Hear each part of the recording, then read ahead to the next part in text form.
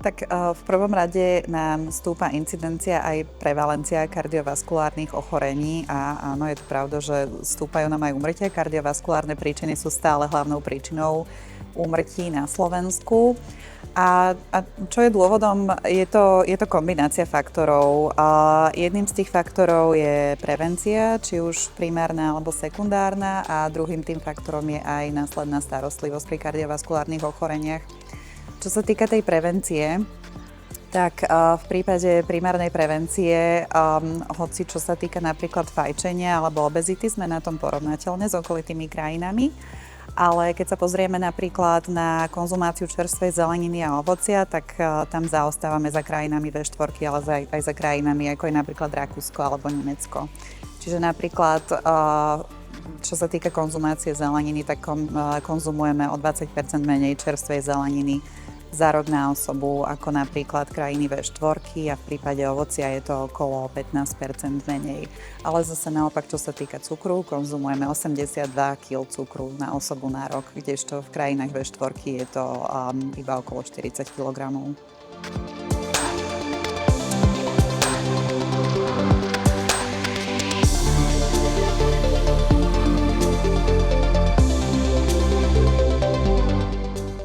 Tieto diagnózy väčšinou chodia spolu ruka v ruke, čiže ako už bolo spomínané, kumulujú sa. Napríklad v prípade obezity 50-60% pacientov má ešte nejaké ďalšie dve komorbidity. Keď máme pacienta, ktorý má hypertenziu, ktorý má diabetes, ktorý má obezitu, je často nereálne od toho človeka očakávať, že pôjde ku všetkým lekárom, ktorí sú určení na to, aby liečili tieto jednotlivé zdravotné stavy. Je to kontraproduktívne, pretože na toho pacienta sa potom nenazerá ako na celok a všetky tieto diagnózy sú súčasťou širšieho kardiometabolického zdravia. A už teda v modernej medicíne prevažuje názor, alebo teda odborný názor, že ich treba liečiť spolu a nazerať na ne ako na celok, na kardiometabolické zdravie. Druhá vec, ktorá je na tom dôležitá, je napríklad pri predpisovaní liečby. Keď každý lekár predpíše nejakú liečbu, niekedy je to kontraproduktívne, pretože niekedy sa zameriavajú tie lieky na to isté, pacient potom zbytočne berie priveľa liekov, takže je produktívnejšie, keď sa na pacienta pozrie jeden odborník ako na celok.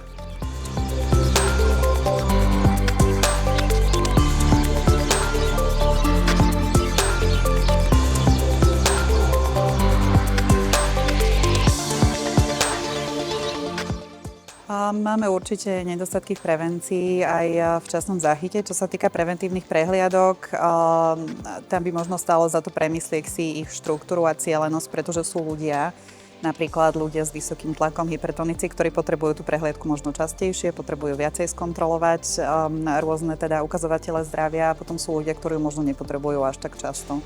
Takže možno kvôli vyváženosti zdravotného systému je dôležité ich nejakým spôsobom nasmerovať.